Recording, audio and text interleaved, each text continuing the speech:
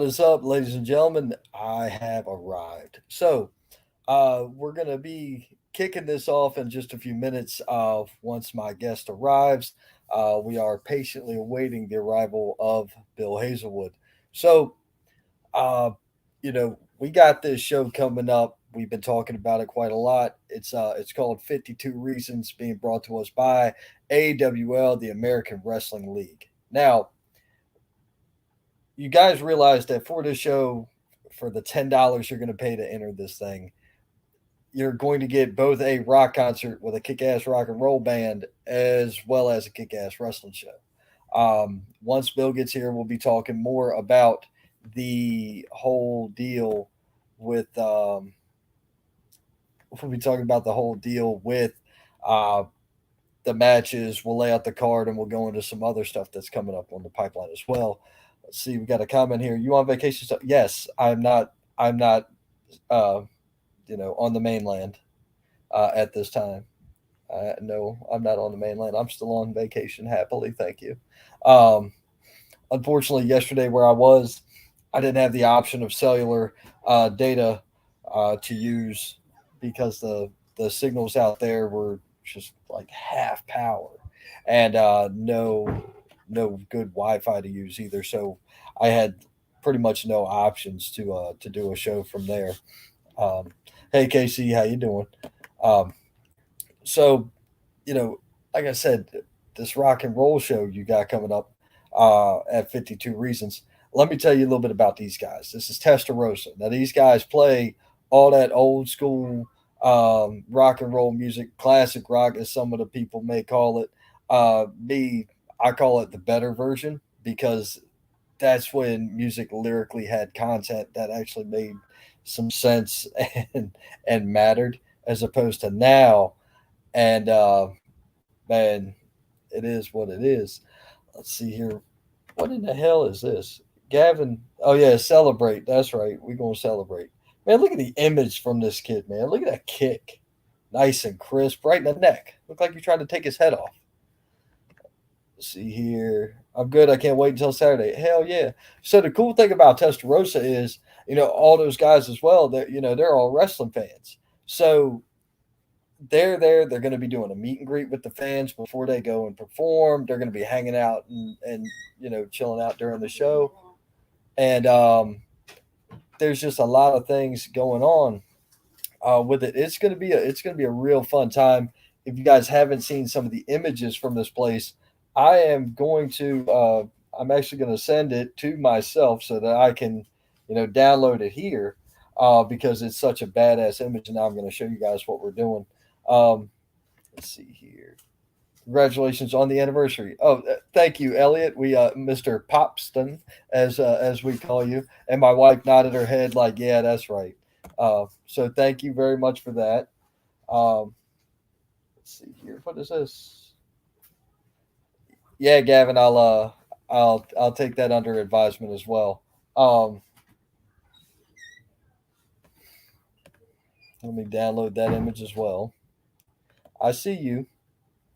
That's a really interesting picture, and you and we're gonna have a little conversation about that here in just a little bit. Okay, um, I'm gonna download that picture now because you asked me to do this. I'm doing it. I need you to understand that because you asked me to do this. I'm doing it. Okay, fair enough.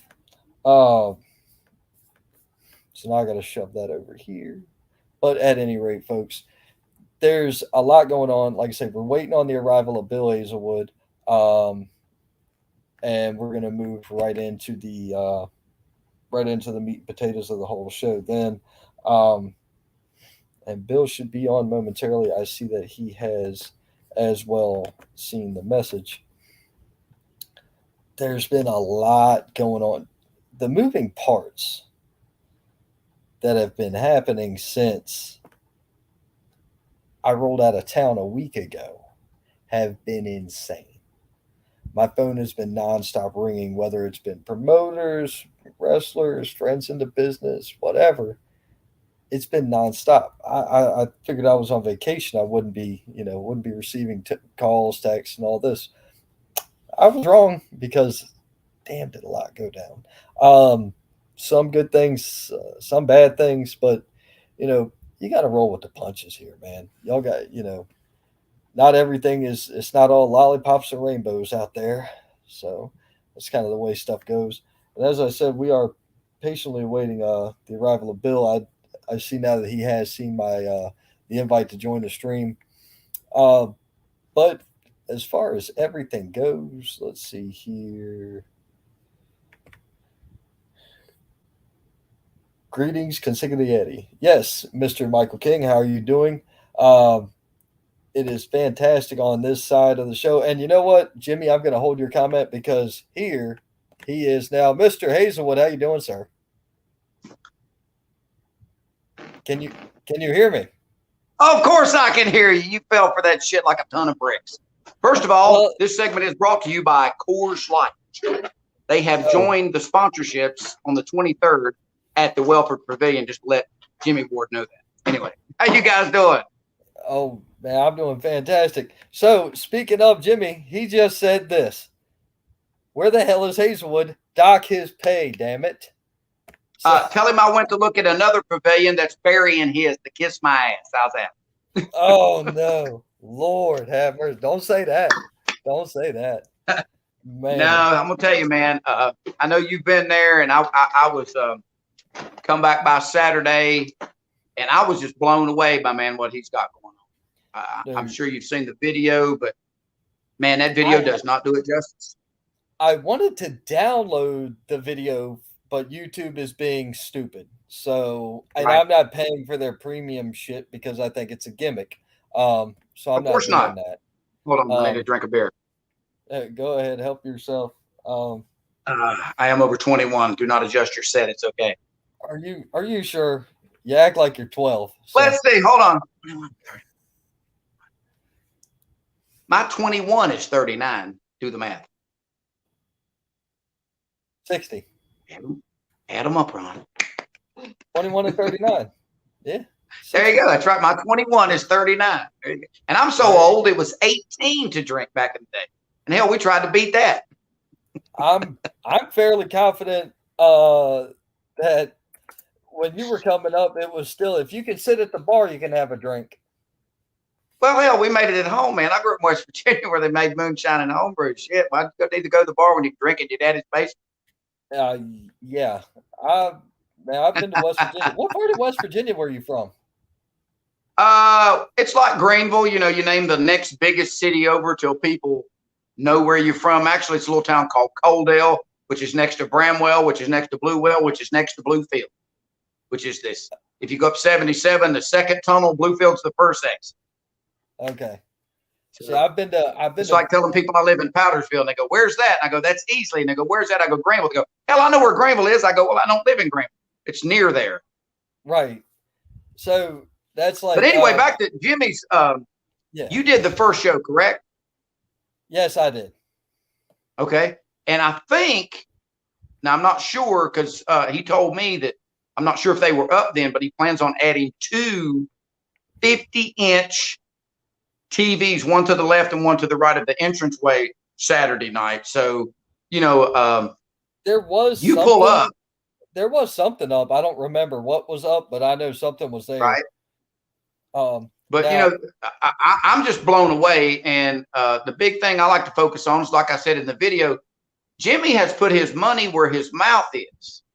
Oh, yeah. Because, and again, not telling anybody anything they don't already know, there is no blue sky, which means value, a future value. Like if someone bought Spectrum, that would be their customer list and their monthly. So I'm just using that as an example. That's called blue sky. Okay. Right. There is no blue sky to speak of in the indie wrestling business. There's nothing that I can't call anybody that rents a ring and a sound system or anything tomorrow and pay guys $10 more than you're paying them. And poof, I'm a promoter. You see what I'm saying? But Jimmy has, man, I said this in the video. I hope he doesn't get embarrassed. $20,000 he's got invested in this place, man. It's on a 30 by 40 concrete slab that he had poured, was $5,000. He's got a brand new high spots ring with American Wrestling League skirts and things around it. Interest way is just off the chart.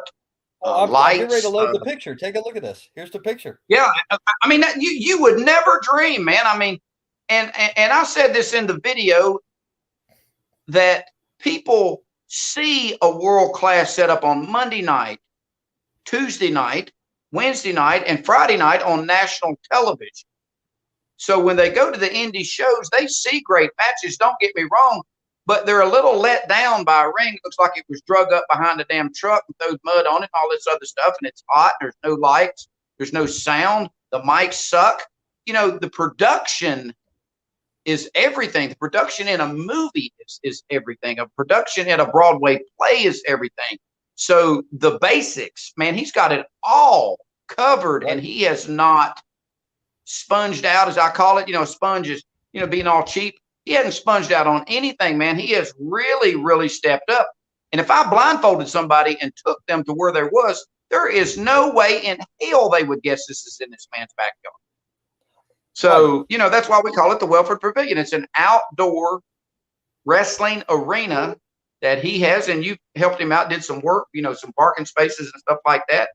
And he's just covered all of his bases, man. He has dotted every I and crossed every T, and it's going to hurt some people's feelings. You know, I told him, be prepared to be hated. People don't like success. People don't like success in indie wrestling for some reason. You know, I mean, there's haters going to be out there, but I told him his damn slogan is, we love you haters too.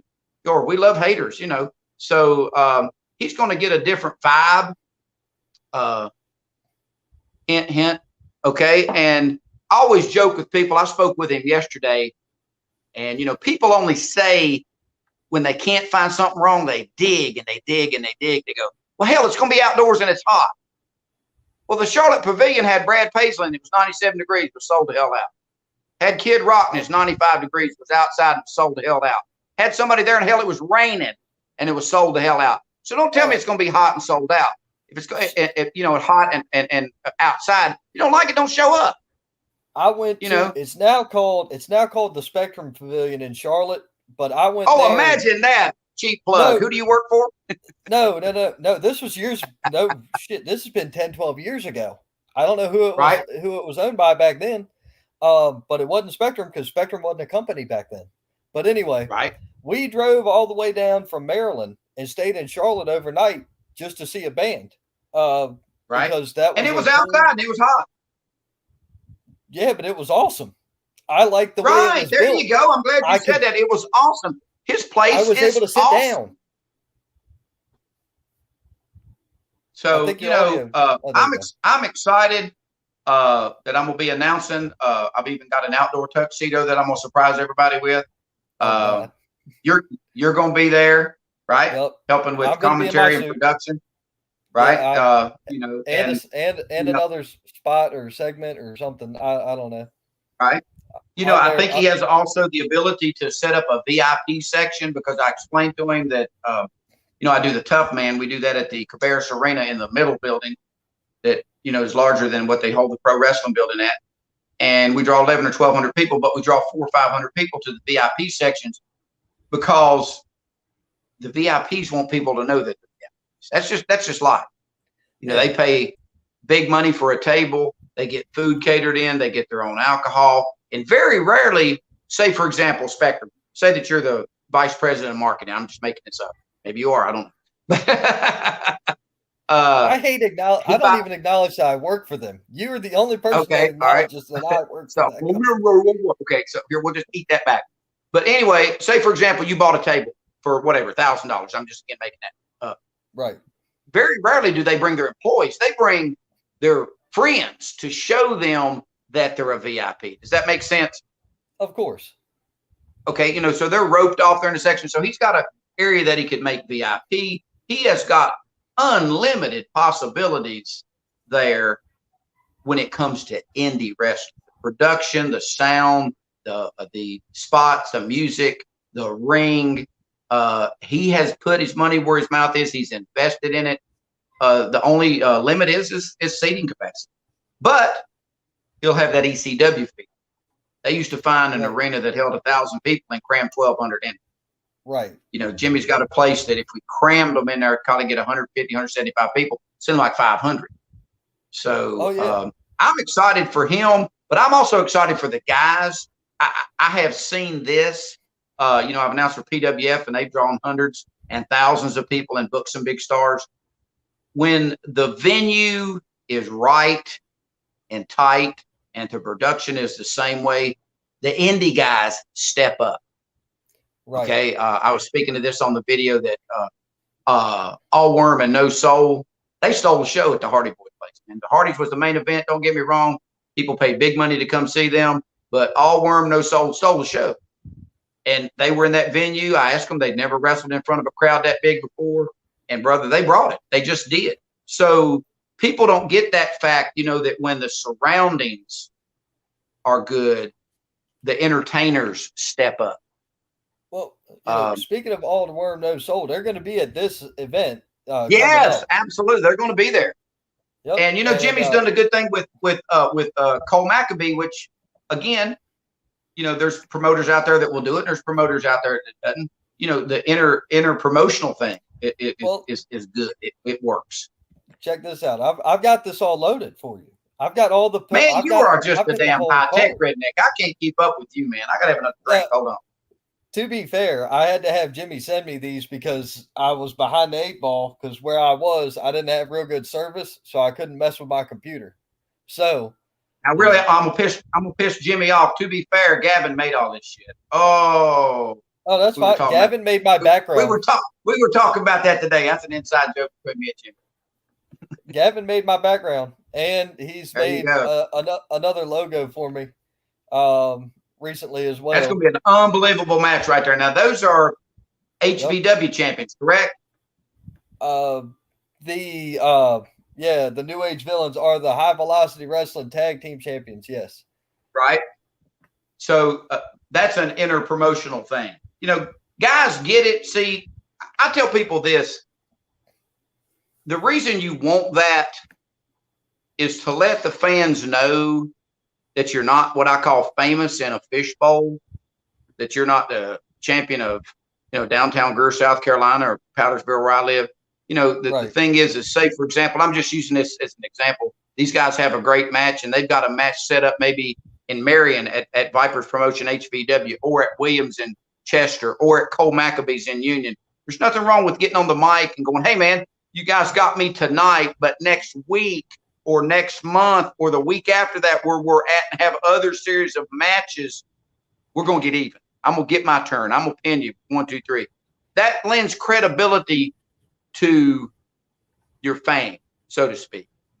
It also, and I think that's a lost art kind of with these promotions that they're missing out, and they're out there, and sadly they are, that won't allow their talent, to go other places, which is wrong. You can't go here and wrestle with that guy, and you can't do this, and you can't do that. Man, you're an independent contractor. Here's what you can do. You go out the door and kiss my ass. I'm gonna go where I want to go.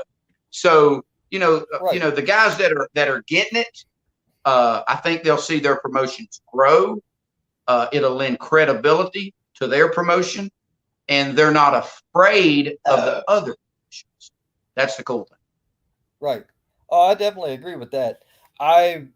There's a couple of not good ideas that I've seen. Broadcasting your promotion's work live on Facebook. If I could sit at home and drink my booze and smoke and watch your shit from my couch, why would I pay to be in an uncomfortable seat? Especially there was a promotion, and I'm certainly not going to mention any names, but it happened about 3 years ago. They were drawing 400 and 500 and 600 people per show, and somebody got in their ear who wasn't in the wrestling business. Okay, because sadly, a lot of fans get in the wrestling business. See, you got in as a fan, but you've evolved. No. I'm not talking about you. You're behind the curtain now. You're in production. Okay. You've been back there. You've seen how it can turn into a shit show by just what you're talking about. They came to me and said, man, I want you to just stand in the corner to announce because we're going to do a production. I go, what the hell are you talking about? Well, in a couple of weeks, we're going to edit this out and put commentary on it and all this other stuff and put it on YouTube. And I went, for free? Have you lost your damn mind? Okay. Why would I pay you $10 when I know, because you're going to tell me, okay, in 2 weeks, watch this shit on YouTube. They went from 400 or 500 within about 3 shows to about 100. And here's the thing. I went to YouTube and looked at the people watching it, and 200 or 300 were watching it on YouTube. The same people that were paying to come see it. Right. So math don't lie. You see what I'm saying? So there's nothing wrong with teasing a live stream. There's nothing wrong with, putting up half a match later. Because, see, that's what TV used to be. The old TBS Superstation used to be a 2 hour or 1 hour and 56 minutes or whatever the hell it ended up being TV commercial that talked people into the Omni. I've been to the old TBS Superstation. That's how old I am, in 1980. And there were 45 people in that TV studio. That's all it held. Okay, Gordon Soley talked about this or whatever, and they swore that the Omni sold no advance tickets. Everything at the Omni was walk up. So they filmed Saturday morning, 8 to 10. They showed it at 6:05 to 8:05 Saturday night, and that put 12,000 people in the Omni on Sunday because it was a commercial. The following contest is one fall with TV time remaining. Okay, 12 minutes into it, Gordon Soley going, "Oh my God, the cameras are running. The clock is counting down. We'll see what happens tomorrow night in the Omni." You see what I'm saying? But if you do just the opposite and you put the whole damn show live stream, or better yet, you put the whole damn show edited better with commentary on YouTube for free in 2 weeks, it's like you and I were talking. You went and saw that concert at the Pavilion. Why the hell would I go do it if somebody was live streaming? Go to a concert, start live streaming, watch what the hell they do. They throw you out of the venue. They're not giving away anything. So it's just little things guys make mistakes on, and they learn. And that promotion has learned. They're not doing it. Right. It cost them money. For 6 or 8 months they had a smaller crowd and couldn't figure it out. I figured it out before it happened. Yep. Now we're going to catch up on comments, then we'll talk about the next match on the card. I don't know the order of the card. I'm just showing the matches I know of. Gary Benfield, that's Viper himself, chiming in saying, "That's exactly why I do what I do." And he said, "Bill, you know the things we've done in the past." So, Gary's a great dude, man. There's controversy in the wrestling business, and we've had our ups and downs and stuff like that. But there is no doubt in my mind that Gary Benefield has a big heart for the pro wrestling business. There is no doubt. I'm telling you, we were, I don't know, I always get Kentucky Fried Chicken and Hardee's and all these other shit because Eagle was across from Kentucky Fried Chicken. And I think Viper was behind Hardee's. Hell, I don't know. I just showed up. But we had a little building in Hendersonville. And we reminisced about this when I went to Marion, which I'll cover in a second, about, I don't know, I think it held 50, 60 people. But these damn people, man, they were 2 or 3 feet from the ring. And when Gary or whoever, a big guy like him, bumped or whatever, the whole damn building shook. It did. It was a damn, whatever the hell it was. It was a lean-to or whatever. But we had a hell of a time. But fast forward all these years, and the venue that Gary's got now, brother, it's world class. What I mean by world class is when people pull up, the outside of the building looks phenomenal. It's not in a bad neighborhood. It doesn't look sketchy or whatever. You go inside, he's got the basics. He's got air conditioning, got good acoustics, got the ability to expand and put 500 or 600 people in there. And he's putting on good matches. I mean, hell, the last show he had Randy Wayne on the show. He had John Schuyler on the show. He had James Drake on the show. I mean, damn, man, that's top talent all the way across the board. Had his guys defend the tag team title. So I think everything comes full circle. And I always tell people, if you don't argue with your damn friends, you ain't got no friends. If you ain't ever had crosswords with somebody in the wrestling business, you're not close enough to them. So Gary's doing a hell of a job up there, man. He really, really is. And I wish him all the luck in the world. He just needs a better announcer named Bill Hazelwood. No, I'm just joking. I'm just picking. I can't announce for everybody. Yeah, he's got Chuck Winchester as an announcer. Chuck's good. I like old Chuck's a good dude, man. He really is. And I tell people this. Hold on. Go ahead. I'm gonna catch up on more comments while you're pouring your beer. Chilled mug. Randy Carpenter said that was match of the night. Randy, that match hasn't happened yet. That match is happening this Saturday night. at AWL. Oh, absolutely, Randy. At the Welfare Wake the hell up, Pavilion. Randy. So, Randy, come on. I saw you in Union at the last show in Union we were working at. Come on to this one. It's going to be a Right. great time. There's just unbelievable opportunities for fans. I'm glad this COVID shit's over again, whatever, because it's blown up, man. I mean, it's an unbelievable. And I tell people this. I think guys like Jimmy Ward and the Pavilion will do one of two things. He'll make other promotions step up, or he'll make shit promotions get out. Not just him. I'm just talking about good production. Okay? Because sadly, there's some shitty production out there. And it hurts the business. I mean, it just does. There's guys so desperate to be part of something that they'll do almost anything, which is wrong. And again, nothing against them. They don't know any better.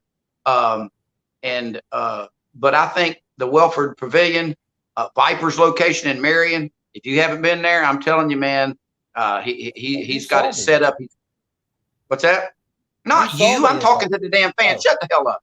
Okay, I'm talking to the 87,000 people that's watching. Minus 86,904. He's got a great thing. William and Chester, knocking it out of the park, man. Buildings, air conditioning. I think the guy Brad Wilson is his production guy, and his social media guy has really stepped it up. One thing he's doing, this is really cool. He's offering guys $25 for the best promo that they send. That's different. Okay. You try to get guys. Well, you try to get guys to promote different stuff, and obviously it's working. Okay. Right. Because in a damn building that held 130 people 2 weeks ago, he had 154. Right. Okay. But it's air conditioning. He's got a big entrance music. Williams is putting his money where his mouth is. He's been running 12 years. Roger Gleaton with CWA making a huge comeback August the, oh hell, it's going to hate me now. It's 13th, August the 13th. I'll be announcing that dude in Orangeburg. Probably already sold out. Unbelievable production value. So there's plenty of options for guys and gals to go see pro wrestling, and especially indie wrestling. And I want everybody to succeed. I do. Right. I want the shitty guys to step up, do better. I want the guys that are doing good to do great. I want the guys that are doing great to do even greater. So, because the people pay their money, and at the bottom of that ticket, there's a price. Did they get $10? Did they get $15? When you go to WWE and you pay that damn front row, did you get $150? No, but you got the chair. Isn't that marketing as hell? You get to keep the chair that you sat in. So all of that lends value, because the amazing thing is, I was telling Jimmy this the other day, and I was telling Gavin, his son, who's got all the potential in the world. Mm-hmm. Everybody can wrestle. Well, at least they're supposed to be able to. Everybody can do a collar and elbow tie up. Everybody can cinch into the headlock. Everybody can shoot you into the ropes and feed to the left and do a shoulder tackle and a drop down. Okay, everybody can draw heat. Everybody can do whatever. Everybody can get a pin. Everybody can fly. You got to be different. Everybody can do all that bullshit. That's if you can't, get out the business. Okay, right. So it's just little things that make all the difference in the world. It's like a 50-50 draw, and I always joke about that. I'm a big fan of that. PWF, we sold like $900. The fan won $450. That fan will tell 50 people, man, I went to wrestling, won $450. Right. And 25 of them people will come next time to watch wrestling and try to win $450. Exactly. That's just marketing 101. Ain't got shit to do with wrestling. Okay. Right. So it's the little things that make all the difference. And the 23rd, I'm gonna be at Jimmy's. The 30th, I'm gonna be at Uprise, which I'm sure we're gonna cover here in a second in Hendersonville. The 4th, 5th, 6th, and 7th, the gathering, which I've got pulled up on my TV so I can remind me, because I'm old, I can't remember nothing. Oh yeah. And then that convention is not the biggest, but hands down is the best ran, and hands down gives the fans so much variety of what's going on. So anyway, we will get to that. I promise you we will get to that because I've already got it listed over here that we've got to talk about it. But we're going to catch up on the comments and then we'll get to it. We got to finish catch up on the comments. Gary Benfield said, Jimmy has a hell of a spot and I'm excited to see it. Gary, we will see you Saturday at the venue. Let's see. Bill Hazelwood and Deion Johnson should be on your podcast. Tell stories from the business over the years. I believe it would go well. It probably would. Speaking of podcast, all this shit is available on Apple, Spotify, Google Podcast, all of it. It's all loaded up on all Peaches, of them now. bears, carrier pigeons, lions, tigers, bears. You can't see this podcast, you're dead. I think it's even available at the damn graveyard. I really do. Ron is doing a phenomenal job. He's young. He's got all that technological shit that I don't know. I can barely turn on my phone. Last time it cut off 3 or 4 times. I saw you burying me the last time with Cole. But yeah, this is true. I can tell you one thing. I struggled to get it going in the Right. on all the podcast sites, but now that I've figured it out, it's finally starting to move. Gavin Tyler comments said my graphics are untouchable. Man, they're up there. Scott Larson, #true, said the Saint and Bill Hazelwood, have I died and gone to wrestling heaven? No, sir, you're still here. But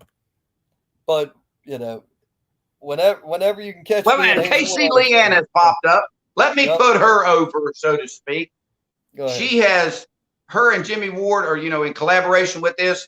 Man, I got there the other day. Damn it, she was sweating to the oldies, helping them set it up, get all that stuff together. She was knocking it out of the damn park. If I'd have put a sledgehammer in her hand, she'd have beat damn John Henry in the ground. I'm telling you. So she is a vital part of this as well. I think she's got a passion that goes back, because we were discussing this the other day to David Cody and beyond. And we were discussing that Jimmy Ward was talking about this, the little things that David Cody used to tell the guys behind the curtain and guys would listen. And if they listened, it worked. David would never go with any huge issue. He'd say, hey, man, won't you just try this? Won't you just add that? Won't you do this little thing? And he had everybody's attention. And the young guys that listened to that got it, and they got better. And I've talked to them before, and hell, we miss him all the time, man. But, her and David was tight. But she's got that same passion that he had. And I think that's brought into it. She's kind of fired Jimmy up because, Jimmy used to hang around David, and I did too. I took David to shows, and we had hours of travel time together and long conversations. And it was never over anything complicated. It was over the little stuff that guys weren't doing, or over the little things that guys were doing that made them successful. So props to her. Right. Now, Jimmy Ward. Other than that, Casey, I don't like it all.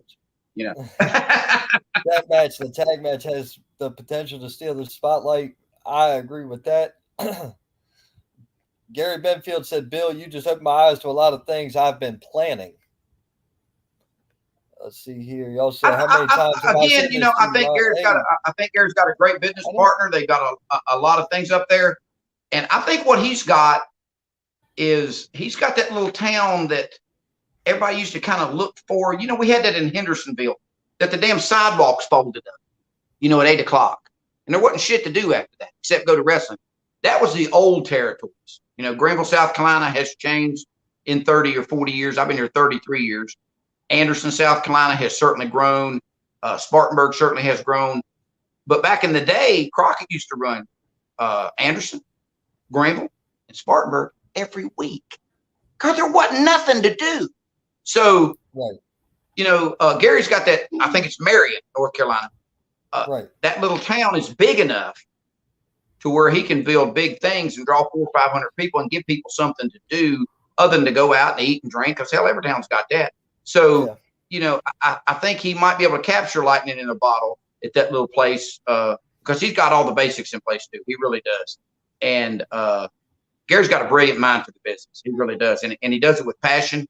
Gets a little sidetracked every now and then, which is cool. It is what it is.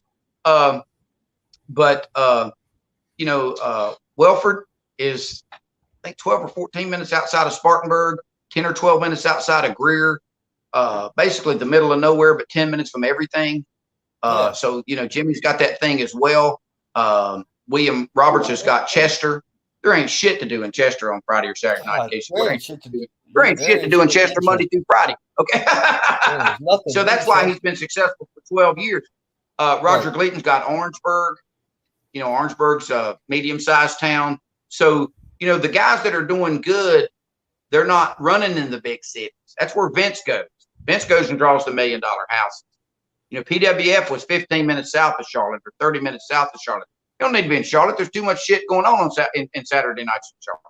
Right. So I think if guys think on that level and then adapt to their market and adapt to their fans, that indie wrestling can make a big comeback.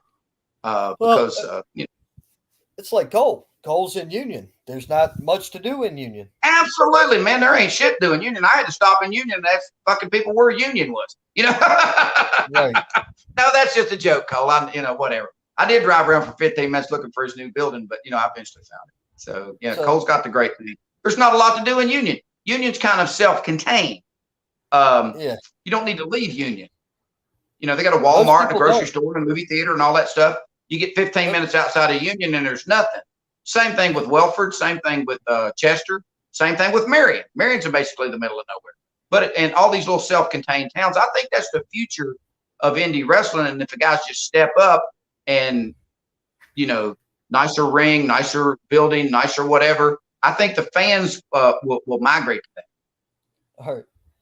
So catching back up on the comments, Ghazi, one of the wrestlers that we saw at the last High Velocity show, has chimed in. He said, "I'm here. Your lives just got better. What's up, dude?" Let's see here. Gary, guys, I have a vision that would bring us all together. Let's get together and talk sometime. Boss, you pick the restaurant. I'll bring the cigars.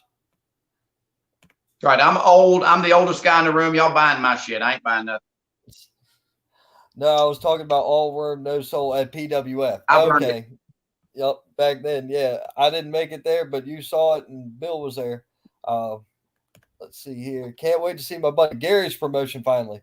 Hell yeah. I am looking forward to that one as well. Ask Gary. Gary, when is your next show? Let's plug that. Let's plug it. We have, look, I have a calendar laid out for this show. Oh, you're just way too damn complicated for me. You're just burying me. I'm old and 2 years away from Medicare and shit. Like, hold on just a second. Let me get my glasses. Hold on. Don't forget your Depends. Okay, I'm ready now. Go ahead. Maybe I can read the comments now. Yeah. Gary said that's the way I really am at home. I just take a damn what do you call it? Go in the back and get my shit together right before I announce. It's okay. Okay, there you go. At least that's been the rumor for 20 years, but it's not true. Gotcha. Let's see here. Update for those who knew I was injured. Did a full test. Ghazi is cleared. Cool. His hip injury has recovered. He was hurt and working hurt the last time I saw him. That's right. Tell him wait another 30 years and his hip injury will turn into a hip replacement. Gavin Tyler says, "I'll see you on the 30th, Bill Hazelwood." Well, you're going to see him on the 23rd before that, but yes. Let's see here. Right. The Welford Sunshine kicked my butt. Yes, it did, KC. Diane McGeorge said, "Here, ya goober." Well, I know who that is. Yeah, she said to the damn left of me on the damn cow. Can you believe that? That's that new wave of people like sitting at the damn table texting each other, you know, like right across from each other. What the hell? See there, she's trying to chime in now. Shut up. This is my show. I'm hungry. Right. Anyway, go ahead, Ron. Yeah, we're moving forward. Let's see here. I think the pavilion would be David Cody approved. Yes. David Cody was a huge mentor for me. I miss his 1 hour phone calls. That was Scott Larson. You know it, said KC. She also said, not to mention you both was driving the nurses at Spartanburg Regional crazy. Philip Rollins, brother of William Rollins, and he does the ring announcing at HWA. Yeah, I think I'm right. David Cody was a great man. I miss him for sure. Now we've caught up on the comments, so now we're going to move into some more matches. So, look at the talent list on this battle royal. Yes. Let me get that banner out the way. Look at the talent here. You got Cam Jackson. You got Jordan Holt, Braden Marshall, John Matthews, Jackson Sane, The Foundation, Johnny Ryder, Buggy Wright, and Kay Holiday. Man. I think Jimmy mentioned to me, and I don't know if it's one of the guys in the Battle Royal, somebody driving up from Atlanta. I am not sure who that is. He told me the other day, and I forgot. But I mean, that's the thing. I mean, that's how quickly. I always joke with guys and go, www means World Wide Web. So when you see a video and you share it and you do whatever, the sad part is it seems like that bad things or negative things spread fast. Used to be when I was a kid, it said good news travels fast. If you see something that you like, share it, man. Put it out there. The thing is I want everybody to succeed. I want everybody to have a great time. Because in case you hadn't figured it out, when I'm in the damn ring, I'm having a phenomenal. Oh, yeah. If I can't have a good time at your promotion, you ain't booking me no damn. You really not. I'm not going to stand there like a knot on a log in a corner because they see that shit on Monday, Tuesday, Wednesday, and Friday nights. I like having a great time. I love wrestling. I've been a fan since I was 10, which is 50 years. I've been in the business 21 years. Got in it late in life, man. Didn't get in it till I was 40. Right. You ain't even 40 yet, are you, Ron? How old are you? Like 31? 30. I'll be 37 later on this year. I got 2 kids older. I know we've had that discussion before, but I'm a great grandfather. I may die during this damn show. Let's not. Ric Flair going to die in the ring on July the 30th. Bill Hazelwood dies on the podcast. We will talk about him and his match announcement later. Man, let's talk about that now. I'm gonna tell you a little secret. God, brother. This is a marketing genius. Conrad is a genius. Okay, I've heard what Ric Flair is getting. I know what it is. Okay, maybe I'll kayfabe it, not tell everybody, because some guys told me a lot of shit in confidence. But I'll give you some math. Okay, it's a convention. It's a 3-day thing, and they got a stacked card. Conrad has figured out ways to make damn money left and right. Here's some math for you. Ready? Okay. A 20 by 20 ring is 400 square feet, right? Uh-huh. Okay, they're selling inch by inch squares of that ring after the match. I don't think it's $199. I think it's $99 for 1 square inch. If you do the math, they're going to make $350,000 off the fucking match. Jeez. Then the pay-per-view is $34.99, and this is a spoiler. I'm just calling this spot right now. AEW is a great production. Don't get me wrong. They're drawing about 20,000 people per pay-per-view. I'm predicting that more than that will buy this shit for the Ric Flair's last match. I really am. I'm predicting that. It is quite possibly. And I think it's in Nashville, correct? It is, and it's SummerSlam weekend. There you go. You took it right out of my day, getting a rub right off of SummerSlam. The convention is Friday, Saturday, and Sunday. SummerSlam is on Saturday, and the match is on Sunday, and it's stacked up. So I'm thinking, man, hell, I might, my cheap ass might spend $35 to watch it. I might. Never can tell. So, Yeah, that's possible. Ric Flair is Ric Flair. I've announced him 50 times. I really have. Great dude to me. He's always been very professional to me. And hell, here's the thing, man. Hell, if he's 150, goddamn, y'all dumb enough to pay the money. He's smart enough to take it. Right. I mean, why not? I mean, people are burying him. People talking all this. Maybe he's going to do this or whatever. He said before, man, he wants to die in the ring or on top of a woman. Hell, maybe they'll have a run-in. Motherfucker might die in the ring on top of a woman. You know, that's quite possible. I mean, you never can tell. But you know, I'm excited about it. You know, I really wasn't until they, you know, got Crockett Promotions involved. They changed the venue because they needed to sell more tickets. So they're getting the rub off of SummerSlam. I think it's just, I don't see any downside to it. I really don't. I know the people trying to bury it and all that stuff and some of the other bullshit, Chris Cruz or whatever his name is. You know, he's a friend of mine on Facebook, the former WCW announcer. I think he's trying to get the damn rub off it too. But here's what I tell people. If there's fans there, it don't make a damn what it is. If it's sold out, it don't make a damn if Ric Flair is wheeled in a wheelchair. It's sold out. Right. Right or wrong? Oh, that's 100%. Jimmy Ward said, man, it is what it is. Yeah, Jimmy Ward said, "Good luck, Ron." And then Gavin Tyler said, "This is the Wrestling Wire with Bill Hazelwood now." I'm just trying to get the rub, man. I'm not trying to take your spot. Hell, I couldn't. I can't spell Wrestling Wire, and I damn sure can't sponsor a podcast. I could barely get onto your show. I noticed it took you a little bit to get here, but well, I had the old link that you sent me. I didn't realize, damn, you got to get the new link every time. I had the Chrome thing. I've been sitting there since 6/11 going. You know, that was the wrong room. You got to accept the new invite every time. I was in the empty room from last month or whatever the hell it was. Jesus, that's been 3 months ago. But so check out I was in the empty room for 3 months. No wonder I felt so long. Yeah, that's right. Pro Wrestling Union is working with American Wrestling League on this one here. Yes.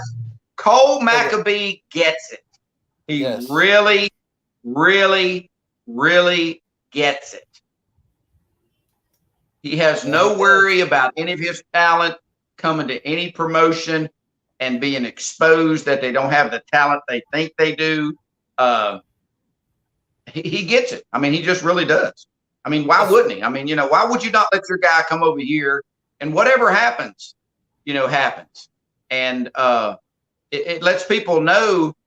And, you know, hell, they just don't wrestle in Union. They just don't wrestle in Welford. They just don't wrestle in Spartanburg. I mean, damn, Deion Johnson's been all over the world. Right. And I'm going to tell you a guy that really gets it is Deion Johnson. Deion Johnson has got the damn the charisma, the crowd, the holding the people in the palm of his hand down to a science. I mean, he really does. I'm a huge Deion Johnson fan. Luca does live in Georgia. I don't know if he lives in Atlanta or not, but I know he does live down in Georgia. So yeah, that's who it is. It's Luca. I got you. I knew it was somebody. Yeah, Luca moved down there relatively recently. Right. He was moving the last time he was on my show. He jumped on from I-85. He jumped right into the podcast and hung out for a little bit. So he was driving and podcasting at the same time? Well, he put his phone in a cup holder or something. We could see him. But yeah, that's how it went. Hey, you gotta do what you gotta do. That's gonna be a good matchup there. I like watching Luca anyway. I've said, all right, hold on, people. Here's what an old guy's got to do. Got to take my medication so I don't die on the podcast. All right, there you go. Oh, she's got the heart monitor on. Yeah, if you don't know, I had a heart attack 2 years ago. Well, you got hey, Ron, how are you? Hey, yeah, beer's a blood thinner. Want some pickles? Yeah. Look, I have pickles. My girl's feeding me. There you go. Are you going to cook soon? I'm not going to be too long after I get done this show before I go eat. That's how that's going to go. All right, move on, Ron. Let's drive the conversation. The main event of the evening coming up is going to be Antonio Morgan and TJ Boss. TJ Boss is stepping in for the injured Tyson Maddox. And I do apologize that we did not mention that on Jimmy, the video that I did the other day. He forgot and I forgot. But that's going to be an amazing match, man. I mean, again, there's any of those matches that's on that show is worth the price of admission on its own. Not to mention damn Rockstar. You know, you got a rock band coming out of Charlotte that opened for some big name in damn Charlotte a few weeks ago. I mean, yeah, Testarossa, somebody like that. Testarosa's the band, and they're all into wrestling, so they're all wrestling fans, so they're going to enjoy the show anyway. Right. And they're doing a meet and greet. And like I said, man, you're getting 2 shows for the price of one. $10. $10. Come on now. Yep. You know. I'm coming back just in time for it. I'll be back Thursday. I mean, it's amazing. I mean, you know, I don't think Jimmy's doing it to make any money. You know, probably to break even if he can, but for his passion for the business. See, that's the thing I look for is people can say they got passion for the business, and we'll just go to wrestlers. The wrestlers who have passion for the business also have a gym membership. They got a tanning bed membership. They got good gear. They got all that stuff. Promoters who have passion for the business have a good venue. They have a good ring. They have a good sound system. They have a good loud system. And again, not burying anybody. Right. But if you ain't got that, step the hell up. Step up. Success is very simple, man. You find somebody successful, and hell, you do just like they're doing. That's all you got to do. What's the difference? Right. KC said they opened for Kicks and a few others. Simply badass. Yes, absolutely. I mean, hell, in Welford, South Carolina, man. What the hell for $10? Exactly. It's going to be awesome. Now, Kyle and Disney brought this up while you were talking about Ric Flair. People watched Vince McMahon wrestle at 76. They knew he was going to wrestle, and they still watched him. What's that now? He was talking about Vince McMahon. People watching Vince McMahon wrestle at 76 years old, and they still tuned in. They knew he was going to wrestle, and they still watched him. So Jimmy Bates, 79. Okay. They were trying to compare that to Ric Flair. Yes. Well, I mean, that was his point. The thing is, Clint Eastwood's 91. Right. I guarantee you, if he did a damn show or a movie and wanted to strap on the gun and do whatever, they'd line up. Here, 2 things would happen. Oh, yeah. People would line up to watch the movie, and people would line up to act with him. Right. So, I mean, you know, again, people latch on to the only thing they can find. Well, hell, Ric Flair's 73. Okay. You're just mad because you can't do it. So I hope they sell hell 1 million pay-per-view buys. I do. Now, why wouldn't I? I'm in the wrestling business. We're going to work our way to the gathering now on this calendar of pictures. So we're going to work our way there now. Now, I know you have a show coming up on the 30th, but before the 30th is the 29th, and that's the next show I'm working at, and that is His Pro in Packlet, Friday the 29th in Packlet, South Carolina. I'll be there ring announcing. It's going to be a hell of a show. I see Dion's on the card. It's their 1-year anniversary show, actually. Dion's on the card. And that's impressive. That's impressive. Yep. How many shows have they ran in a year? Do you know? 1 a month, and then some spot shows, I believe. They've done a couple of bonus events, something like that. Yeah, 12, 15. Kudos to them, man. Yep. You know, and you know, I haven't been there. You've told me a couple things about it, so I can't say anything positive or negative about them or whatever. But I want them to be successful too.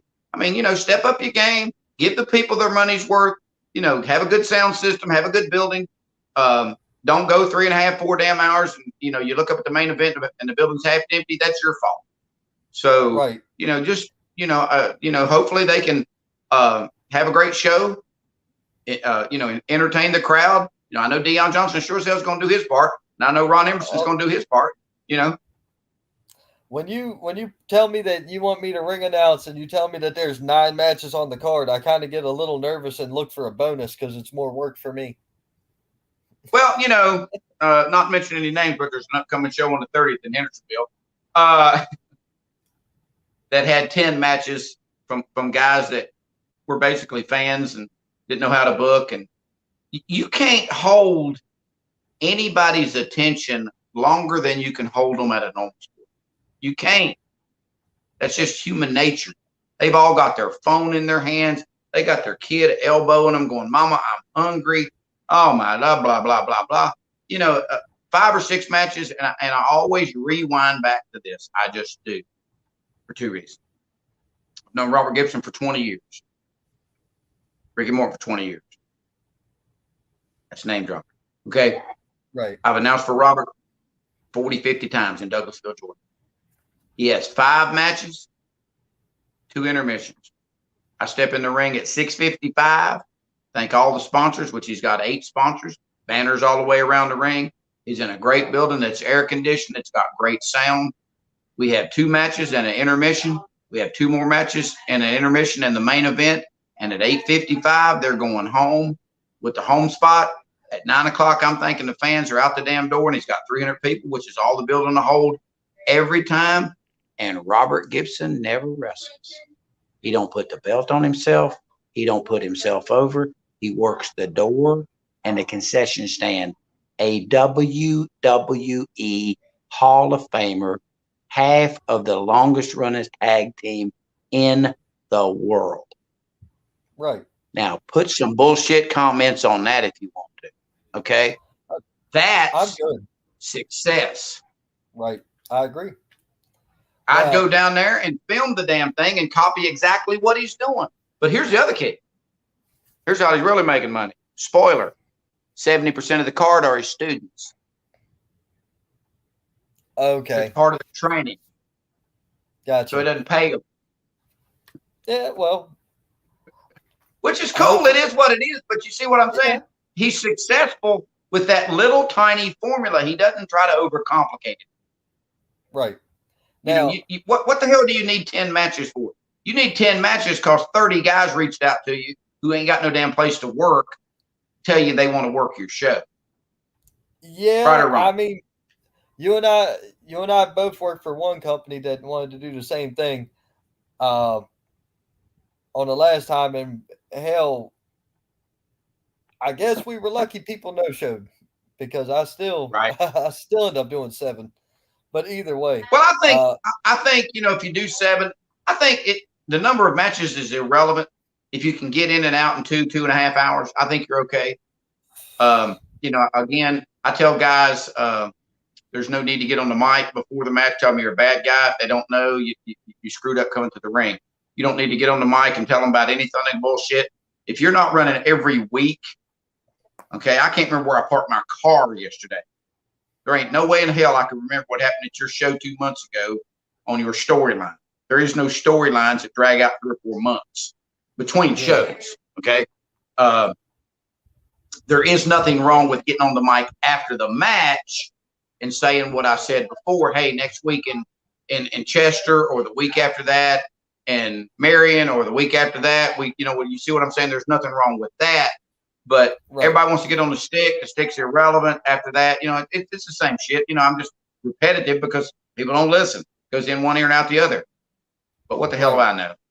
So you mentioned earlier a show coming up on the 30th, and I was also asked by one of the talent to share this poster, and here it is. There you go. That's great graphics, man. That really is. That's the Uprise show. And Janet's got the basics. I'm not sure. I think Dylan did that. Okay. Dylan Dolan? Yes, I think so. Maybe I'm wrong. But, Janet's got the basics down. She's got a passion for the business. She's a little confused. And, I ain't saying nothing to you that I won't say to her face. But I think that the disadvantage that she got is she is a woman. Okay, because guys have tried to take advantage of her, come in, hijack her show. And, there's nothing wrong with, and hell, I'll touch on this. It don't make a damn to me. It was a benefit show before, and, that's what it should have been. It should have been a benefit show. If the benefit show is to benefit somebody, here's what we're doing to raise money for who, for what, for whatever reason. But don't come in and go, hey, we're going to do this, and we're going to do that. We're going to put the title on this and shit. I thought it was a benefit show. I'll say this again. The promoter has 100% of the say-so because they're taking 100% of the risk. It's her name on the promotion. It's her name on the building she's been running. It's her name on the title. It's all that shit. You see what I'm saying? And I'll say this to any promoter. Start running and let me come in and try to hijack your show, and you'll tell me to kiss your ass too. That's just the same thing. Switch the script and watch what happens. Oh, okay. So, I'm trying to help her with the thing, and she's doing a great thing. I think she's got the passion for the business. The building she runs is great. She does some charity shows, which I think she's doing too many per year. But, Hendersonville's got a long tradition, man. There's a lot of possibilities in that little town. So that's the 30th. that's coming up, and I hope she packs it to the rafters. I think she needs a better announcer, but I heard Bill Hazelwood sucks. But other than that, hey, I already have plans on the 30th, boss. I'm sorry, man. I was trying to kick you that spot, but it's all good. I appreciate it. I actually had a conversation with somebody, and I made a remark. I had never been to a show in their area, and they were like, "Well, you need to come on." I'm like, "Well, I'll be there." So my wife and I talked about that one. I don't know if she's going or not, but I'm gonna check that one out. And I may do. You talking about the 30th at Uprise? Nope. It was. I had already had plans to go somewhere else before that. Right. I haven't. We're gonna find out what's there before I put it up. That's how I do things. Well, and here's another thing. I tell people this. Here's the biggest mistake that young wrestlers make: confusing geography with fame. Okay, I'll give you an example. I'm a young wrestler. Couldn't be further from the truth, but pretend I am. And I've wrestled here, around in the upstate, whatever. And I get in my car and drive 400 or 500 miles for the same money and the same size crowd. What the hell have you done? Nothing. Nothing. There you go. Thank you. Hallelujah. Jesus, take the wheel. Period. The end. If you drive to Bumfuck, Egypt, and they're drawing 200 people, okay, you haven't done anything. All you've done is drive halfway across the country, wasted your gas, slept in your car to drive to wrestle in front of 200 people. You were wrestling in front of 200 people here. You see what I'm saying? It's got to be better. And see, guys need to do that. My damn nose is itching. Maybe let me go in the back and get my shit together. Okay. Guys need to do that. They need to do some research. Man, how long you been running?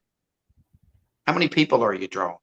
Oh, we're drawing 600 or 700. Wow, I'd love to be part of that promotion. Hey, if you got some video of your previous shows I can watch. Okay. Right. You go up there and the damn ring's all to hell, and it's in a parking lot, and it's hotter than shit, and there's 50 people there. What the fuck have you accomplished? Nothing. You wasted money. Not unless they paid you buku bucks to show up. The guys that spot you're taking got in the damn car and drove down here because they burn out where they're at. Same thing. Right. People in the mountains want a damn house at the beach. People at the beach want a house in the mountains. Everybody wants to be where they can't be. Right. There's nothing wrong. There's plenty of territory here, man. There's, 15 million people in North Carolina. There's 5 million people in South Carolina. There's 20 million people in Georgia. You don't have to drive halfway around the damn world to be famous, unless it's a much bigger crowd and it's a much bigger opportunity. I think that's that's a big mistake young guys will make. Unless it's a huge payday. Oh yeah, shit. I'll drive to LA. They pay me $10,000. Tony Khan calls me. I'll leave tomorrow. Yeah, I can hop a plane. There's an airport across the street. I'll see you.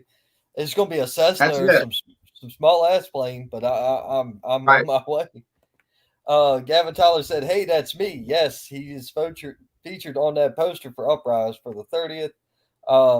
We have a lot of indie wrestling coming up. Fans have no reason not to come support. That's true. And then Timothy Godfrey said, "Bill Young," and started laughing. Well, and I tell people this: please don't judge all of indie wrestling by a bad show that you go to. They say a good customer won't tell anybody, but a bad customer will tell everybody. There are some phenomenal shows out there. There's some shitty shows out there. I mean, sadly, that's what it is. There's some great convenience stores out there, and there's some shitty convenience stores out there. There's some great grocery stores out there, and there's some shitty grocery stores out there that don't keep you from going to convenience stores, and that don't keep you from grocery shopping. So it's the same thing. If you go to a show and it sucks, don't go back. Okay, that will eliminate the problem. If there ain't a crowd, they'll stop running. They'll run out of money. Okay, so there are plenty of opportunities in North, South Carolina, Georgia, Tennessee's on fire right now for fans to find indie wrestling. And here's a spoiler: I'm not announcing all those places. It's okay. Right. Now, the gathering is the 4th, 5th, 6th, and 7th. Do I have that correct? Yes. Let me pull it up right here on my big 55-inch TV to my right. Yes. You can go to Martin T. Mart DeMonto on Facebook. Okay. And it will show everybody. I mean, Marty, let me give you a little backstory. Greg Price ran the NWA Legends Fan Fest for years at the Hilton University place in Charlotte. Did a great job. Unfortunately, you know, it kind of petered out. But what happened is Marty was a vendor, and he'd been not only to that convention, but several others. He's from New York. And the last show, he had more guests as a vendor than Greg had as the host. So Greg kind of gave it away, you know, did whatever he did. It had its run. And Marty did it 4 years ago now, because we missed COVID. We didn't do COVID. So 4 years ago, he did gathering number 1. Did a great job gathering number 2. And now this one's called Bigger, Badder, Better. Because one of the things that Marty does is such a variety of stuff. Thursday, when everybody checks in and has a good time, he's going to have a barbecue for the VIPs who bought VIP tickets and are going to be wrestlers there they can eat with. And then that night, he's going to have a karaoke and wrestling character costume contest. That's just on Thursday night. That's the first night, which is like half a day. And then Friday, the vendor room. And the way it works, I'm going to pull this up. I'm looking to the right here for my internet thing. The way it works is Marty's got 24 what they call super guests that he's brought in himself. And on Friday, Saturday, and Sunday, he'll have what's the super stage, which has 8 people per day. That's about a 3-hour thing that the VIPs can go in. They get an autograph and a picture with everybody. Okay, so if you're a VIP holder, you get into all the events. You get to go to the barbecue. You get to take pictures with all the 24 things. But also the vendors have really stepped up. Okay, this is headlined by Bret the Hitman Hart. And Marty didn't bring Bret in. High Spots did. Oh, shit. Okay, so Bret the Hitman Hart's going to be there. Double J Jeff Jarrett's going to be there. The Sandman's going to be there. Torrie Wilson's going to be there. I'm just looking at the thing. Johnny B. Bad, the Brooklyn Brawler, Baron Von Raschke, the Berserker, Ted DiBiase. There's like 85 wrestlers. And people joke and go, you know, these guys are this and they're elderly or whatever. But there's old school wrestling fans out there because the damn place is packed every year. Right. So Thursdays, the barbecue and the costume and karaoke. And then Friday, the vendor room is open. Has all the vendors, and it's sold completely out from what I gathered. All the vendors done brought, all the tables have been sold, and all the vendors are bringing in talent. And then Friday night, they have a dinner, and they're going to honor the Road Warriors. Paul Ellering's going to be there. They're going to honor.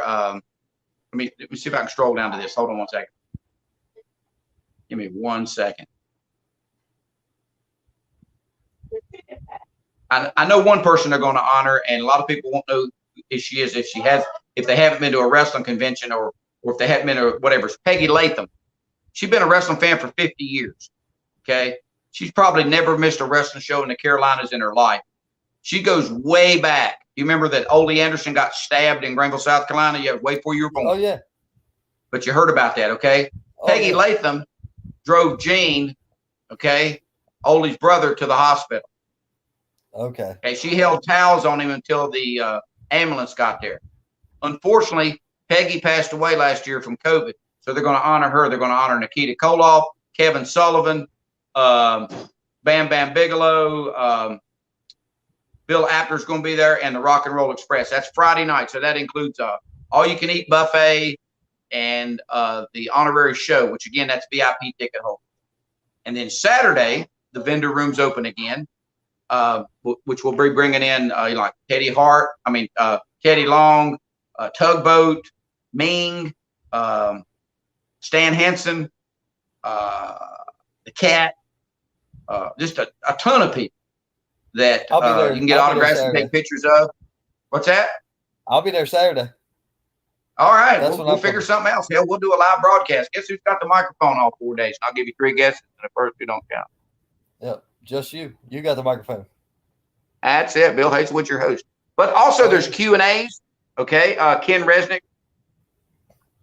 the old AWA days, he's going to be hosting.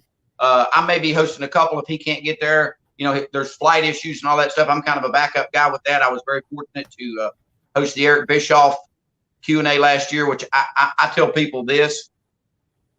I've been going to these conventions and working them for 15 years. That was probably the best Q&A I'd ever seen. Eric Bischoff catches a ration. He catches a ration of shit, especially down here in the South, because the bygone WCW days of old. No. Eric Bischoff pointed out stuff, and it made sense. You know, and the numbers that they were drawing on the Monday Night Wars was through the damn roof. I mean, like 5.5 million people. Up to 7 and 8 million. And the problem was, and it made sense to him. I talked to him in the bar after that about this. He said, what happened was, and it makes sense, said, you know, he had TBS and TNT, which is Ted Turner owned all of that, that the pay-per-view money never went to WCW. It went to the parent company. So it's all accounting, which you can't explain business to non-business minded people. Okay. Right. So if AOL bought it, they just looked at the bottom line, and wrestling was losing a shitload of money, but if they'd have dug deeper, okay, they were making a ton of money. It was just being funneled off because the pay-per-views were sponsored by TBS or TNT or whatever it was. Okay. Right. And he wasn't, one thing he didn't do, he told me before the thing, he said, man, ain't nothing off limits. He said, I don't give a damn. He said, you can ask me any question you want to. So, and I'll just tell you the truth. My buddy Jason Willis from CWA asked him how big Batista's dick was. But anyway, on a bet. I mean, that's what Jason did on a bet, you know. So it's going to be unbelievable. Rock and Roll Express is going to be there. But Saturday night, we have wrestling. Okay. Right. Let me see if I can get to the card. We have Nick Aldis, former NWA World Heavyweight Champion. Hold on a second. Got to be right. I'm scrolling. Johnny B. Bad's going to be there. Remember him? Yeah, Mark Marrow. He's going to be there. One of the vendors bringing in Scott Norton. This is one I'm excited about. I'm most excited about this.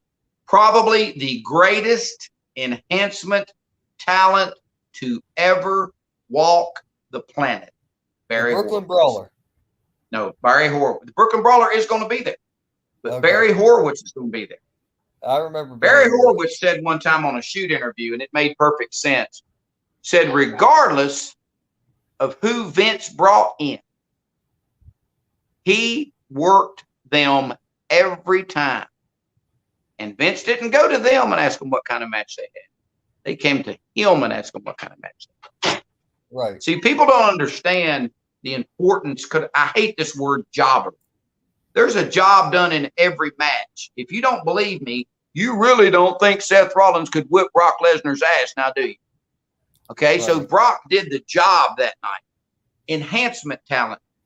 He understood that he had a role to play, and it was to elevate guys that possibly didn't have as much talent as he did, but knew how to put asses in seats better, the gimmick, whatever, and all that other stuff. So he's going to be there. That's a vendor bringing him in. Jacqueline's going to be there. Nikita Koloff. Yeah, you know, he's there. Oh, the Malkies. Can't have a show without the Malkies. Mainstay here in the Carolinas. Adam Bomb. Like I said, Tugboat, Shockmaster, aka Typhoon. God damn, he's been everybody. The Nitro Girls. Yeah, boys. There you go. They was smoking hot back in the day. I'm 60 years old. Hell, they probably still smoking hot. Kimberly, which is Diamond Dallas Page's ex-wife. She was one Nitro Girl. She's going to be there. Paul Roma. Oh, here you go. I'm really excited about this too. Sergeant Buddy Lee Parker, another great enhancement talent, was a machine at the WCW Powerhouse. Those guys that thought they wanted to be wrestlers, He ran them in the damn ground. Yep. Camille going to be there. But the card is Nick Aldis versus Tom Latimer. I think that's his real name. He's from NXT. Camille's Latimer. Thomas Latimer's Yeah. been running around. They're both NWA guys. Okay, yeah, that's the main event. And then Camille is married to Latimer, if I'm not mistaken. and I think Latimer used to be married to Charlotte Flair, so he's making the rounds. But anyway, it's going to be a great night Saturday night. Sam Houston's going to be there. You know, these are old school guys, but there's a lot of old school fans. And I'm going to tell you right now, you know, being in the business, and you're in the business, you get this. I didn't realize that pro wrestling is, you know, it's important to some people as baseball, football, basketball. There was a young man a few years ago that had I always joke and say it's a milk crate, but it was one of the square kind of plastic things, but he had folders and had them tabbed. And he came up to me and he pulled out a wrestling book that was about that thick, almost like an encyclopedia. Right. And I swear to you, it's been so long ago, it was with him with his Mid-Atlantic. And a vendor had brought in somebody. And he said, we're such and such. And hell, I've been a fan for 50 years. And I went, who? And the guy was big in Texas when the Von Erichs were. Okay. Okay. And the kid said, well, this is such and such. And my granddaddy took me to see him at my first match. See, that meant the damn world to that guy. You see what I'm saying? Right. Yeah. To me, I didn't even know who the guy was, but he had a book marked and had a match in it that he needed to get signed by this guy. So, you know, people laugh and people joke and people make fun. And, but you know, these guys, some of these guys are 60, 70, 80 years old. Jimmy Bates, damn 80 years old. But the stories that I stand around at these conventions, because Roddy Piper used to talk about that. You know, I remember when you shaved Adrian Adonis's head. I remember when you did this. You can't imagine that until you're right there. Because I hear them up close and personal all the time. These people will come up my age, okay? Because, you know, Ricky and Robert's 4 years older than I am, and Ricky's 5 years older than I am. So they were in their 20s when I was a teenager, you know, so they were young wrestlers. So it's the same thing. You know, Baron Von Raschke's in his late 70s, but, you know, people will come up and remember when his claw, okay, he had a gimmick where he would grab the turnbuckle and his claw was so powerful, the guy ducked and he grabbed the turnbuckle and Baron Von Raschke couldn't even pull the damn claw, his own claw off the turnbuckle. That was his gimmick. So to hear people remember that is priceless. I mean, it just really is. So these conventions, to me, are worth their weight in gold. They just really are. It gives the fans so much to remember because they don't remember the wrestlers. They remember their mama and their daddy and their grandmama and their aunt and their uncle taking them to the matches. Right. See, that's the part that doesn't have a price. I mean, it just really doesn't. So, you know, this is going to be an amazing, amazing event. You know, Andrew Anderson, I love him to death. He's got damn 24-inch arms. I always joke with people, come on over. If you got legs bigger than Andrew, he'll give you a free picture of Kevin Sullivan because him and Kevin Sullivan are tight. At the Rumble's going to be Too Cold Scorpio and Shane Douglas versus C.W. Anderson and Andrew Anderson with Kevin Sullivan in their corner. Lodi's going to be that's going to be a screwball of a matchup because Kevin Sullivan's absolutely. Lodi's going to be there, probably the greatest trainer on the East Coast. You know, Lodi trains Arn Anderson's son, and Arn Anderson can get anybody to train his son. Okay, so he takes him to Lodi. So, you know, the gathering is off the chart. It's at the Hilton University Place, Thursday, Friday, Saturday, and Sunday. They've got general admission tickets for each day. But I tell people I think this Saturday is going to be the biggest day because it's got the wrestling matches. You can come in and do all the vendors. Yeah, absolutely. I'll tell you a little secret.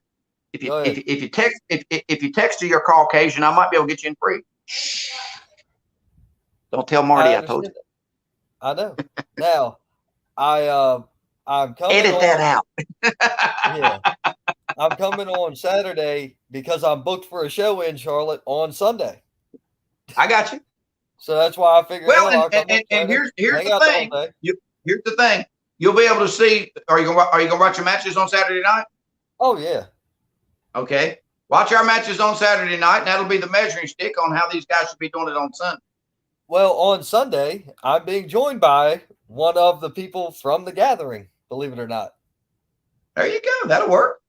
Because I'll show you this poster here in just a moment after you tell me what's coming up on Sunday. Well, Sunday's the same thing, the vendor room, and it kind of winds down, but they also have the VIP stage. So Saturday, there's 8 out of the 24. Saturday, there's 8 more out of the 24. And then Sunday, there's 8 more out of the 24, what they call the super stage, where the guys that's got the ultra VIP tickets can go in and get their pictures and taken and all that stuff. So he kind of spreads that out.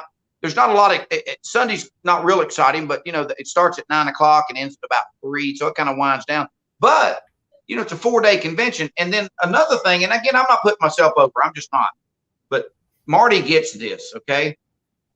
If you go to a Comic-Con and you go to a convention, there's a fanboy in Knoxville, which draws a shitload of people, okay? There's WrestleCade, which I certainly can't say anything about them, bad about them, because they've got it down to a damn science. But the other thing, I tell people this. If you don't have a good hype man, you're missing the damn show. Okay, because hope is not a strategy. Your talent sits there at the table and hopes somebody will come by and take a picture. I'm on the microphone. I can't talk Sunday night. Okay, I tell people who's there, where they are, when they're being signed, who just came in, all that stuff. People do what you tell them to do. So I've been in the sales business 41 years. So I give people directions. Okay, and that's what makes, I think, this thing gathered special, because Marty gets that. So if you're doing a convention and you don't have a hype guy, you're lost. Because the worst place you can be is successful. Right. Now that's a deep thought.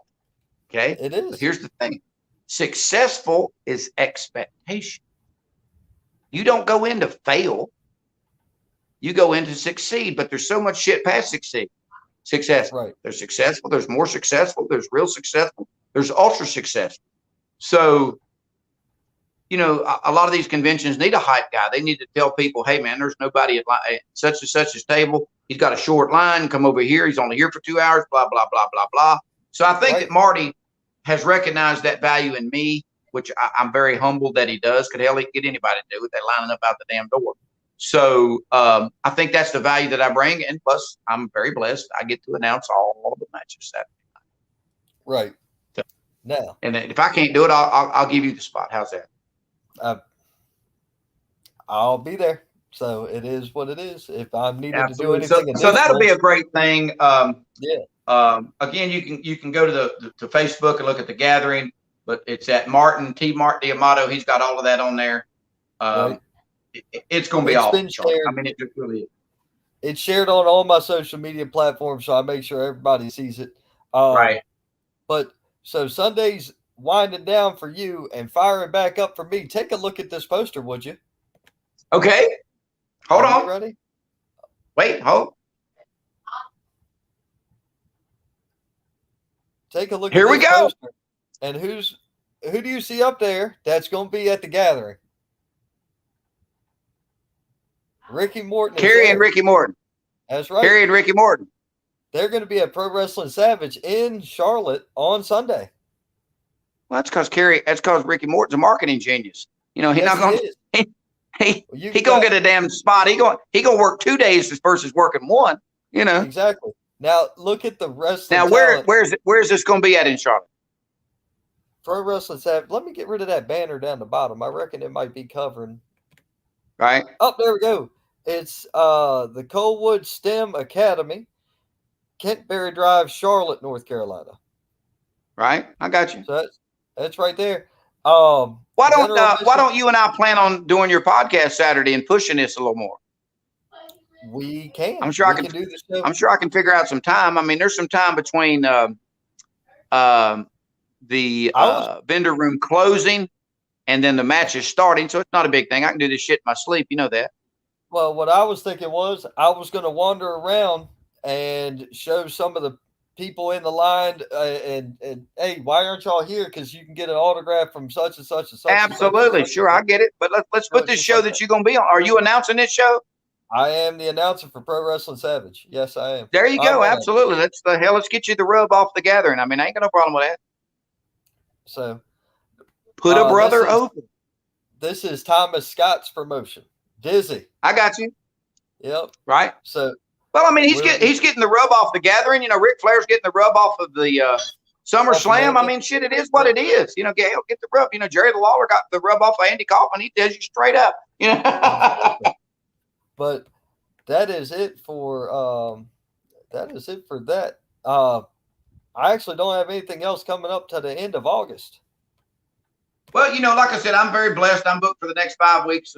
This weekend, I'm at the Welford Pavilion.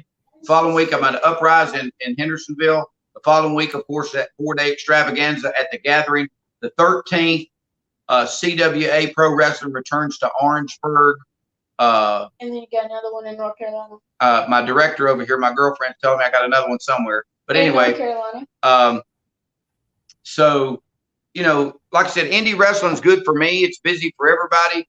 And, you know, I'm sure that the shows I'm announcing certainly aren't the only ones out there. There's just dozens and dozens of options. Right. But if you're within the sound of my voice, man, step up, you know, invest in your product.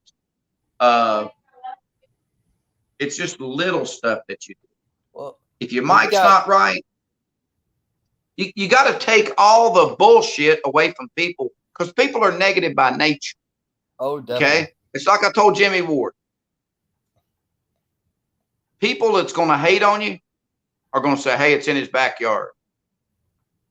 No, it's not. It's outdoors. It just happens to be in his backyard. He happens to own 5 acres. Okay? Invested $20,000. How much have you invested? So shut the hell up. You know, oh, it's going to be hot because it's outside. Well, that's why it's called a pavilion, dumbass. Okay? There's dozens of pavilions around the country. You know, Simpsonville's got a pavilion. I sat out 90 degrees watching Toby Keith, looking place packed to the rafters. You know, the Charlotte Pavilion, packed to the rafters. So people that hate on you are going to find anything they can to hate on you on. You just got to ignore that. You got to feed off of that. So as long as it's good for the fans, the talent steps up. But see, good ring, talent gets better. Good sound system, talent's entrance gets better. A good entrance way, talent's entrance gets better. Good dressing room, talent's entrance gets better. You see what I'm saying? All of that stuff ties together versus going through the motions. You know, they feed off the crowd, but they also feed off of everything else. So, you know, there's a lot of opportunities for guys out there to get better, do better, go other places. Promotions are working together. I couldn't be more proud of these guys that are you know, doing the interpromotional thing, man. I just love that. That's a big thing for me. You know, and again, there's promotions that out there, unfortunately, that, you know, think they're, you know, better than everybody else. And, you know, they do what they do, and I just fuck them. I just kind of ignore them. So, right now, so coming up at the end of August, though, we've got HVW Presents Inferno, August 27th. Is that in Marion? Yes, it is in Marion at the Municipal Center, right back where we were. Right now, this poster is out of date. There needs to be some adjustments made. So, but that's still being worked on. But that's the current poster. Right. That's the current poster that they put out. That's going to be pretty badass. We've got again, you know, for Pro Wrestling. And again, you know, they've got the base. They've got the basics there in Marion. They've got a great building. It looks great from the outside, like I said before, the air conditioning. And then you were talking about Pro Wrestling Union. I mean, I can't say enough good things about these damn guys. Cole McAfee just fucking gets it.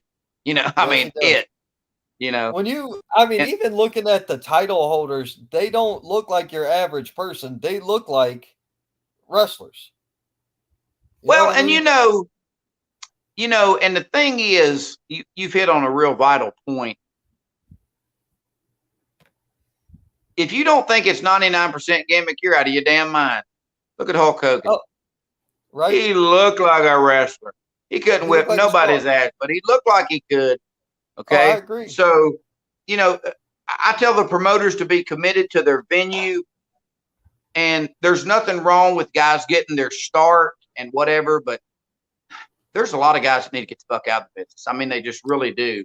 You know, if you can't spell gym membership, if you only wrestle in areas that don't require a license, and you know whatever, you're embarrassing yourself. And I don't mean that in a bad way. I don't. If a guy's only been in it for 6 months and he's got the passion and shit, I can spot that. Okay. But if you've been in it for 3 or 4 years and you suck, you'll suck 3 or 4 years from now. You just really, really will. The favorite thing I've always said is from Ricky Moore. It ain't how long you been in the business. How many fucking matches have you had? You see what I'm saying? I've watched Ricky Morton ask guys that. Well, I've been in the business 5 years. Well, how many matches have you had? Yeah, I don't know, 40 or 50. Well, you ain't had shit. Okay. You ain't working me because you hurt me. So, you know, unfortunately, there are promotions out there that do need to go away. They do. Either that or they need to elevate, which do that. Okay. You know, if you don't have the money, raise some money. You know, call me. I'll tell you how to get sponsorships. You know, hell, I'll steal it from the best guy in the business. But you know, there's a lot of great opportunities out there for guys to work. There's a lot of great opportunities for the fans. But that's the thing I look for is guys will ask me all the time, how was my match? Man, you don't have to impress me. Hell, I'm paid to be here. Did you hear the crowd? And they go, no. And I go, neither did I. That means your match was fucking horrible. It sucked. If you know, now go on social media, tell them Bill Hazelwood hurt your feelings. You know, now if your match was great, Bill Hazelwood tell you your match was great too. Now go on social media and say, hey, Bill Hazelwood said my match was great. So it's the same principle. Right. So, and kudos to you, man. I mean, you're really, you know, knocking it out of the park on what you're doing. You know, you're investing in your podcast. You know, it sounds great. You do a great production. You're prepared. The basics. You see what I'm saying? The basics. I mean, the basics are there. You got to be brilliant on the basics. Everybody can get a mic. Everybody can announce. Everybody can be a podcaster. Everybody can wrestle. Okay, now let's move on. Now let's show me how you're going to separate yourself from everybody. I got lucky on this one that my wife was prepared. She brought her headphones on vacation. I brought my regular microphone set up, and then I realized, where's your rich ass at? You're in Florida, ain't you? Yeah, down, way It's hard down. to hide that big money, man. It really is. I'm in my humble, kitty little house in Powdersville, South Carolina. Can't afford to get off my damn chair. I'm not even on the main continent. Okay, I'm not even on the continent of the U.S. How's that? I'm not even stateside. Oh my God, you're in the Bahamas. Not quite. Close enough. But anyway, you need to go to Aruba, brother. That's where the big money hangs out. Man, all right, here's another show. Obviously, you're announcing this, correct? It's the same show. Parade of Champions down there, Pro Wrestling Union. You got Brino and Luca, the Sovereign. They're going to be there. You've got the Heat Seekers. They're going to be there. These guys 5-time. Well, now go back. Now go back to that other one so I can put this guy over. Seriously. Brino Royce, motherfucker dresses like he's a millionaire. Yes, he does. Got that cigar, looks good, got the scarf, got the belt. You see what I'm saying? Well, the belt's on Luca. I mean, I don't give a damn if he can wrestle at all, because there's a lot of damn guys that can't wrestle. But he's got the look. He is invested in his character. Yes. You know, that's it. But go back to the next guys, because I'm going to put these damn guys over too. But the Heat Seekers, man, they're it. Well, they are it. They are the best unsigned tag teams in the world today. Oh, I agree entirely. And here's what Matt Sigmund does. Matt Sigmund posts every week, every weekend. I want to thank Jim, ABC, or, you know, this one up here and wherever, for offering me this great workout before tonight's show. Right. He drives 300 or 400 miles, but he always finds a gym to get in shape, to do that, honing his craft. Okay. So I've announced them boys, I don't know, a couple hundred times. They bring it every time. They bring it every time. I'm a huge fan of those. Peterbilt announced him the other day. Drew Hood, probably one of the greatest damn heels walking the planet. Talk more shit in a Chinese radio, you know. Oh yeah, he's easily. I mean, great. And I'm gonna tell you, Peterbilt looks like a wrestler. Got all the basics. Got it covered. Yes, he does. And this is for the interim Pro Wrestling Union heavyweight title. As Chase Emery is out on medical. Right. Now, and, I'm sad to hear that, the Moderna shot, but the thing was to give him kudos for that. He was, he got that shot because he had a couple of opportunities going WWE while they were in town, correct? Yeah, that in August, yeah. Right. So, he'll be back. I mean, Chase is shit, man. If Chase don't get signed, I don't know what the hell's going on. I mean, I think in the next couple of years, somebody's going to sign him. Oh, I agree. But we're, like I say, Bill, we're heading on our way out. Next thing we got coming after that is going to be the CPW show in Welford, man. We've got plenty of time to announce all these. Well, I think that's an interpromotional thing. They used to run at the Unifier Department. It's an anniversary thing for CPW. AWL Buckshot and Carter Union are working on that one together. Right. Yep. So, that's a collaboration. So, I mean, see, the guys that aren't willing to do that, their talent needs to pay attention. If your guy don't want you to go somewhere else, you got to ask yourself why. Right. Why would, as a promoter, would I not want you to go somewhere else and put my promotion? Right. Because, the shitty promotion that you're working for will be exposed. And they're out there. And I mean, I'm certainly not going to name any names. And I certainly could, because you know me, I know everybody. Okay. Yeah. Well, and that's the other thing. We try to refrain from that. But either way, Bill, I greatly want to thank you for your time. You and I have got to have a conversation between now and the gathering so we can hammer out the details. Right. But well, I appreciate you taking time out of your vacation to put an old fart like me over. Well, my wife even said something about that, and I said, well, consistency is key. So that's one. I like to be consistent. Right. And number two, I started to make a post the other day on Facebook, but I was like, nah, I better not. I better not tell people I'm 900 miles away and still doing business. Get on my level or get out of my way. Well, no, you should have done that. And I'm glad you said that. See, that shows your commitment to the business. Right. Okay. Because you could have took the easy route. You could have blamed your wife, put the heat on her. You know what I'm saying? We're in wherever the fuck we're at in this big, fine 5-star resort. I know your damn ass has got all that money. I saw that $50,000 backhoe you was over at Jimmy's working on. Okay, so no, that ain't no $50,000 machine I'm sitting on. You didn't buy the shit at the pawn shop. Okay, so no, I didn't. It got delivered from Arkansas. There you go. See, there's hard to hide that big money. But I appreciate you coming on, taking time from your vacation, allowing us time to talk about the promotions that we talked about, allowing us time to just talk about indie wrestling at its best, because it's a great time to be now. It is. It's a great time to be in the business. I've been at 21 years, and it's like anything else. It goes up and down and stuff, but there's just so many phenomenal opportunities for fans to go out and get something different than the Monday night, Tuesday night, Wednesday night, Friday night, which, don't get me wrong, you can't beat their production. They got damn unlimited funds. They load it up with money. But so to put that in perspective, if you go to an indie show and like it as much as you do a show put on by a billionaire, who's got the best show? Right. It's all about perspective.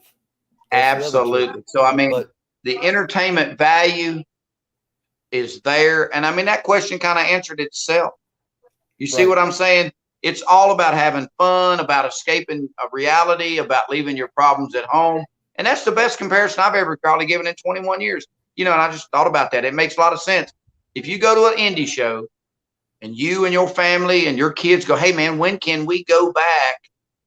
And you just spent $10 or $15 or $20, okay, versus going to a show. And again, these guys put on an unbelievable show because they got unlimited funds. AEW, WWE, they just loaded up with money. But you go to, WWE's going to be in Greenville on August the 5th. Yep, August 5th. Okay. Yeah, $20 to park your car. $20 to park your car. $35 to be 8 miles from the ring. $10 for a beer. And don't get me wrong, it'll be a great night because they're the WWE. They're the measuring stick. But if you go to a local show, okay, for $10 or $15 or $20 and you have just as much fun, again, what was the best bang for the buck? Right. It's all about value. It's all about the value. But anyway, man, I know you're on vacation. I know you're having a great time. You probably got a mixed drink calling your name. You know, I'm not like you, man. I ain't got no damn problem drinking on air. Oh no, no. I saw you smoking that damn $50 cigar this morning. No. That was something I just found quick to sit there. Oh, I know where you're at. You're in Cuba, smoking them Cuban cigars, hand rolled on the thighs of virgins. Not far at all. They have a shop that does that right down the street from me. There you go, man. Absolutely. Exactly right. Get it while you can get it. Have a great time and all that stuff. And like I always tell people, man, bring a neighbor, bring a friend, bring an enemy, bring your wife, bring your girlfriend. If you bring your wife and your girlfriend, make sure they sit in different sections.